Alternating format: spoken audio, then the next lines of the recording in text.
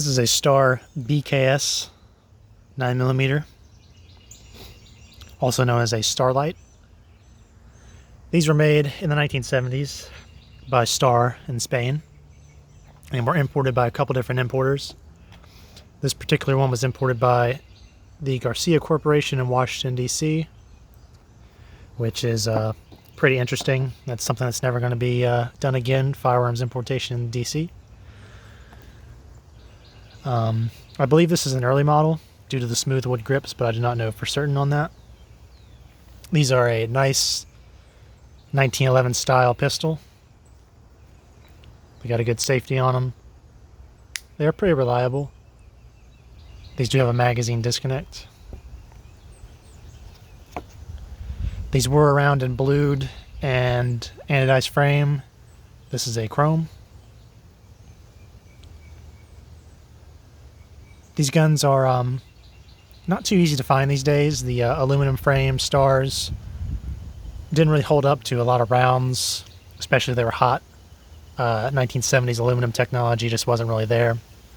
That's why this was called the Starlite, kind of to make it sound interesting and new. One thing to note about these pistols is you do not want to dry fire them. You can break the firing pin, and you don't want to break parts on these guns because Star's out of business and you're going to have to find parts on the secondary market. And depending on what it is, it can be quite difficult. One interesting thing about this gun is the magazine that I bought to go with it will not hold the slide back on the last round.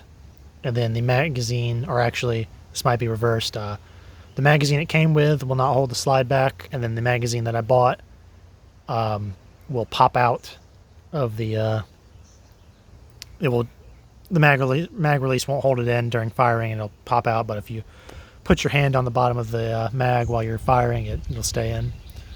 Pretty quirky, but that's what it is when you deal with these old guns like this.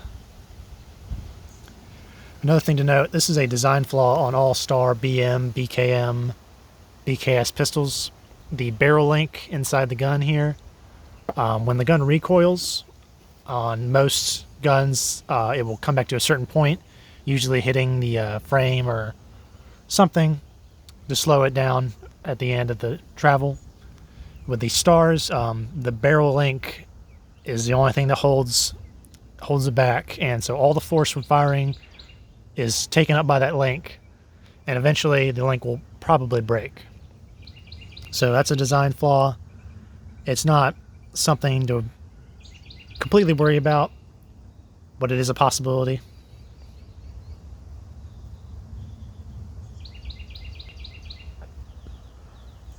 These guns are pretty popular for collectors, and this one is in decent shape. It works, doesn't have any major problems, and the finish is not too bad.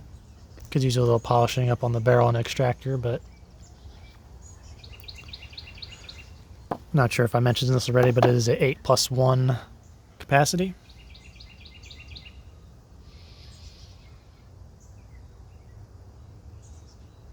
Overall, this is a pretty solid pistol. I do like it, but we'll probably be selling this one to pay for some other guns. Usually I prefer to keep surplus over just other guns, but this was a good gun, fun to shoot, vintage, nice gun. If you got any questions about these, go ahead and put it in the comments, and that's it.